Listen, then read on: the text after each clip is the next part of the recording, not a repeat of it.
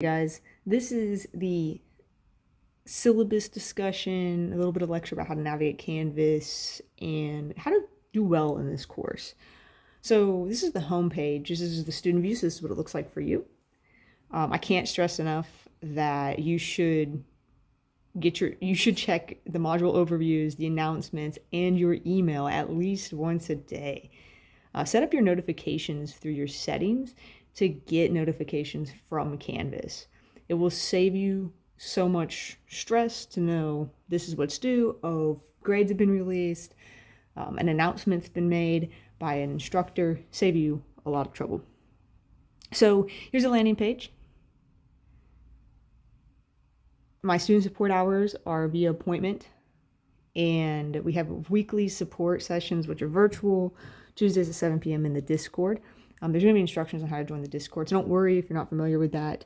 You're going to get walked through that.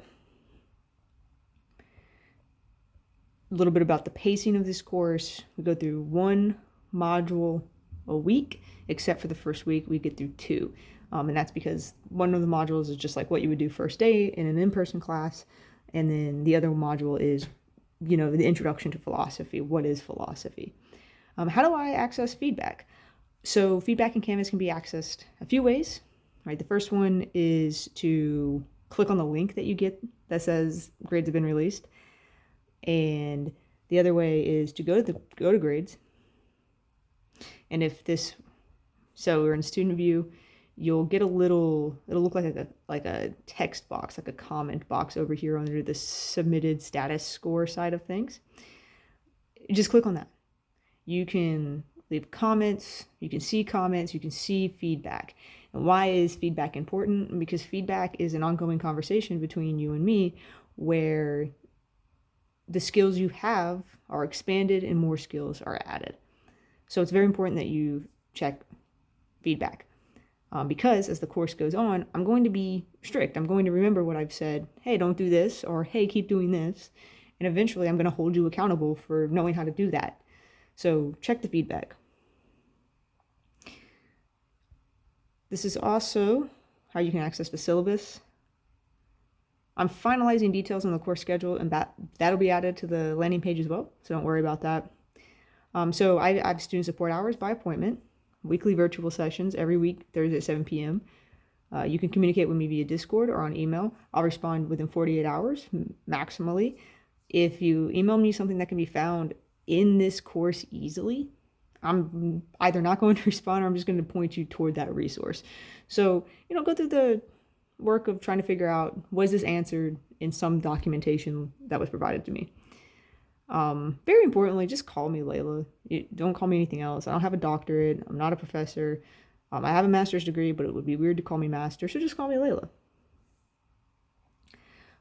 I outline my teaching philosophy so that you know what I have in mind when I design these courses. So you guys can read through that. Basically, I think you have the opportunity to do well in this class. I'm going to give you the opportunity to do well in this class. You should feel safe and secure in attempting to learn in this class. And I will never lie to you, never hide something from you. So if I ask you to do something, I'm going to explain why. All readings materials will be accessible to Canvas. You don't have to buy anything. You will need to have a device capable of accessing Canvas. Really recommend that you use a computer. If you use your phone to do things in this class, you will miss out on information. I guarantee it. So here's an important one, which is the academic integrity, plagiarism, generative AI, etc. policy. So I don't like academic dishonesty. I'm on the Integrity Council. As a student member, because I'm a graduate student, just familiarize yourself with what plagiarism is, what accidental plagiarism is. That's what these documents are here for. I didn't know isn't an excuse, and I would prefer not to have to report you. So when in doubt, ask. In terms of the generative AI policy, unless stated in the assignment description, if I don't say how you can use AI on the assignment, you cannot use AI on the assignment. So generative AI is usually not going to be allowed in this class. And there's a reason for that. It's because the process of thinking through your ideas and articulating them in verbal or written form is really important for your learning. If you bypass that by using generative AI, that thinking process, that taking in information, interpreting it, and putting it into your brain in a way that makes sense to you, and then out in a way that the rest of the world can interpret. If you bypass that by using AI, you didn't learn. You didn't do anything. So that's why AI use in this class is restricted in the way it is. Also, AI it can't do what you can do. You may think it can do what you can do, but it can't. So it lies, or lie is not even the right word because it doesn't have a brain, it doesn't have intent. It doesn't always get the information accurate. It's really a skill to prompt it in the right sort of ways. And we were going to maybe have the opportunity to use AI in the ways that learning how to use it is useful. But in this case, for the most part, it's not going to help you. So if I catch you, I might let you redo the assignment, depending on how severe the use is. Otherwise, I'll report you to academic integrity as necessary. And really important to remember here, two things. One, any appropriate use of AI is in fact cheating. That's how I view it. That's how everyone views it. And secondly, you're paying a lot of money to be here. Somebody is. If it's not coming out of your pocket, it's coming out of someone's pocket. And so everything you ask AI to do, it's going to make people think it's got that skill. So if you're here to learn a particular skill and you offload that skill to AI, then you're paying for something that you're not going to be rewarded for getting, because AI is going to be the thing doing it. It's going to be doing it poorly, but people don't really give a shit about results, right? At least not in this case. So essentially, you're mistreating your classmates, me, the value of your degree, by using AI inappropriately, but you're also undermining yourself because you're spending all this money for something that'll be useless. So if you think AI can do the things that it can do for you in this course, just don't go to college, just go get a job. So don't use AI inappropriately, please. Syllabus is tentative and subject to change. Any change to the syllabus will be in your favor. I'll never ask you to do more work. It'll be less work or a change in reading or something like that. It will never be doing extra work because Layla's mad at you. I also put my expectations here, and these are negotiable, right? So you have expectations that are reasonable for you to have of me. And by extension, I have expectations that are reasonable for me to have of you. And you guys can have expectations of each other. These are pretty straightforward. It's basically like we're members of the same community, so we should treat each other well and take each other seriously and be civil. If you have questions, concerns, or comments, let me know. I really am interested in your feedback, and there's going to be formal places to give feedback in this course that will give you bonus points. So just pay attention for those. Here's the stuff that you really care about, which are the assignments, right? So there is a group of assignments. They're weighted differently. They connect back to the SLOs, which are these student learning outcomes. The student learning outcomes are really important. I'll always refer back to them. They're what I hope you should be able to do at the end of the class, end of the course, if you've done everything that I've asked you to do. And I've done my job well in giving you appropriate feedback. So the first one is social annotations. We'll get to practice this next week, but just about every week I'm going to ask you to socially annotate a document that we do, and we're going to do that together. The instructions are going to be really clear. I'll show you what that looks like in a second. But my advice, and this is in the how to read as well, that you read the reading first, or engage with the reading first, and then do the social annotations. Doing them at the same time is just going to cause you to miss out on important information. A little bit more about what I'm looking for in those in a second, but basically you guys have to interact with each other. It's one of the rules for accreditation for asynchronous courses. Discussion boards are an absolute nightmare. I know this, you know this. And so the social annotations are a way to kind of make the interactions that we should be having together a little more genuine, a little bit more sincere, and a little bit less of a drag. The second sort of assignment is close readings and reflections. You can do, it's going to be clear what readings or materials you can use for a close reading or reflection. It's going to say it on the document, and I'll show you what that looks like in a minute. But essentially,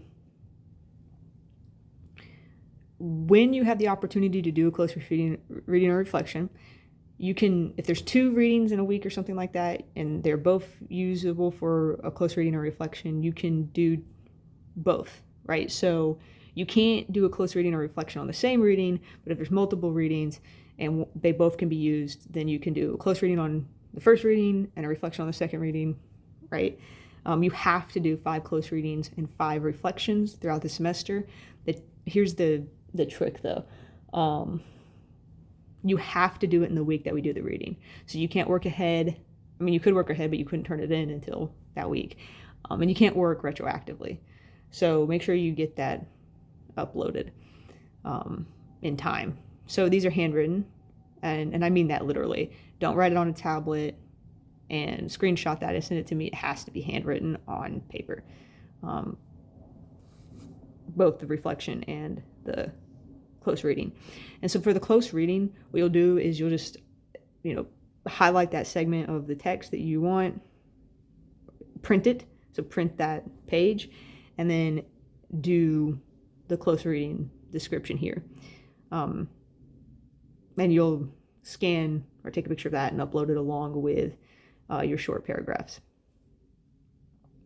And the reflection is very similar, but it's targeted at a different thing. So just read through that. If you have any questions, shoot me a message, shoot me an email, or ask me during student support hours or weekly virtual sessions.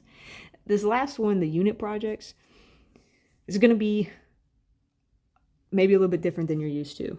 So they're not essays or short papers or anything like that. They're generated projects that you can engage with. So that could be a website, that could be a magazine, it could be an infographic. It's something that people can engage with. It's generative. It can also be a physical item, however you want to do it. But you'll do one project yourself. It should be take 4 to 5 hours. Then the next week you'll do a tinker project where you work on a classmate's, and that should take you a little bit less time. Those descriptions are under discussions because they're treated as discussion boards in the class.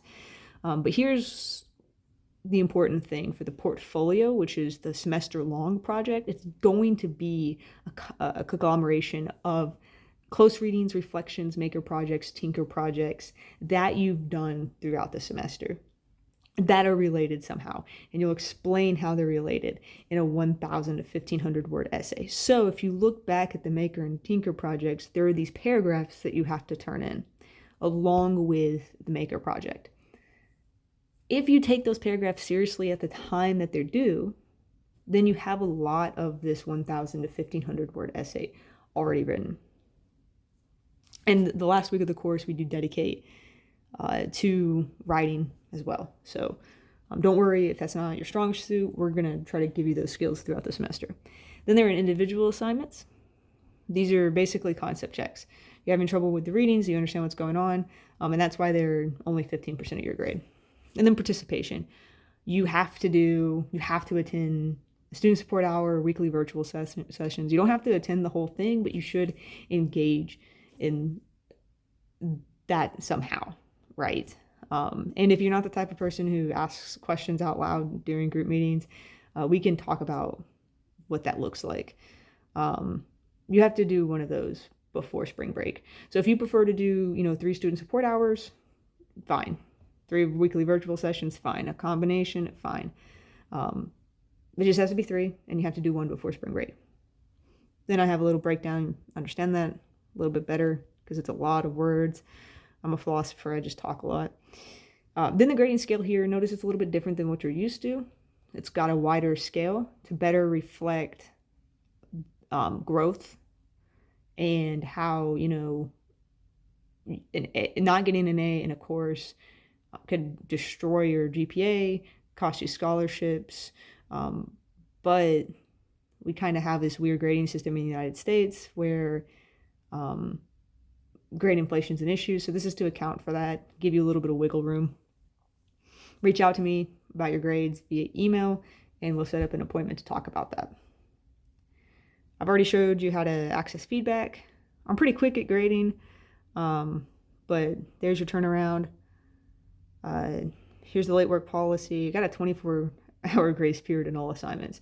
So If it's due on Sunday and you don't get it turned in until Monday, don't worry about it. Get it turned in on, you have that 24-hour grace period.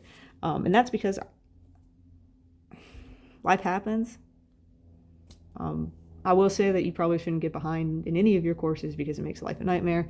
If you're having trouble getting stuff turned in, like you've got the flu, you've COVID, somebody in your family died, you can reach out to Student Life.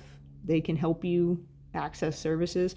But if it's like, just a quick issue and you need to shoot me an email, do so. Here's my advice. The more you communicate with me, the more likely I am going to be able to help you. So if you're struggling, ask. That's the syllabus. My general advice for this class is do the readings, do the work, give yourself plenty of time to do it. Philosophy is challenging, but it's totally doable. Everyone's a natural philosopher, whether you realize it or not. You'll find that out pretty quickly. But I want to give you the opportunity to see what I mean with the way that the readings look. So let me just go over to a module. And we'll go down to the Euthyphro.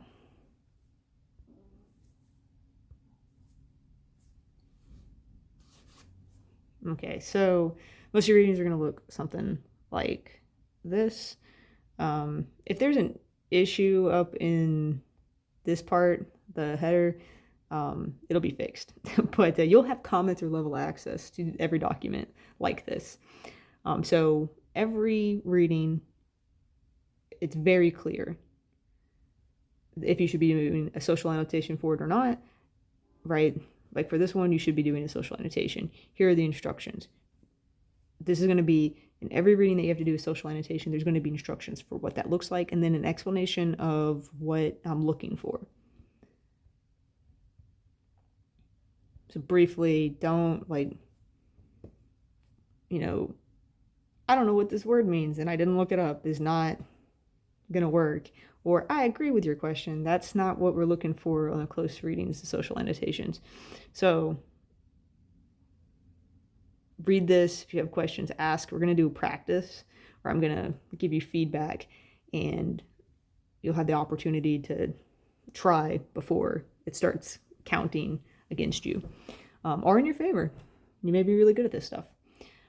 They also have notes, tells you where it's from, how to cite, right? So for instance, with the Euthyphro, we're going to have to do Stephanus pagination.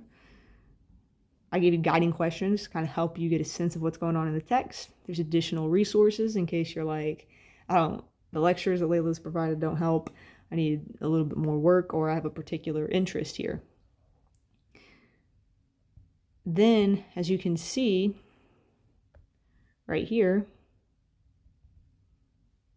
this line, this reading may be used for a close reading or a reflection. So if you wanted to do a close reading or reflection, get one done, you could do it for the Euthyphro. And something like that is going to be on every document.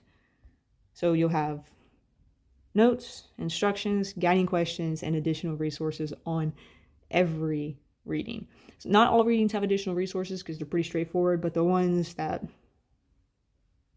I'm familiar with good sources, I put them here. If you find a good resource on your own, shoot it to me, I'll add it. We've got to crowdsource our education.